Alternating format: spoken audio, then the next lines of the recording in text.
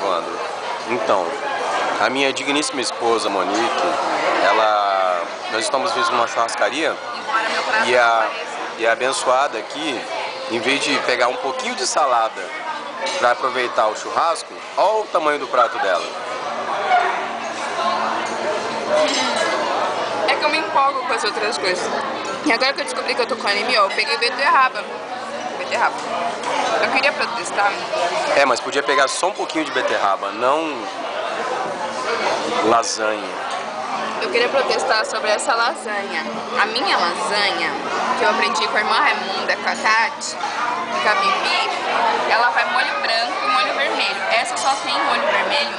Gente, a gente paga R$20 pra vir numa churrascaria e eles fazem a lasanha com apresuntado. Não é presunto, é apresuntado. Sim. Não, é só isso. Agora eu vou terminar de comer que eu ainda vou pra massa. Eu peguei logo. Então, a minha esposa, eu tenho certeza que ela não vai comer tudo, porque quando a gente foi pra Gramado na lua de mel, ela não comeu tudo, né? Então, eu vou pegar a carne agora. Olha o meu prato, ó. Molho verde.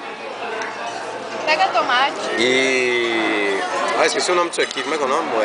Marisco, cara. Marisco é bom, hein? Meu Deus, muito bom marisco. Muito bom. Tchau.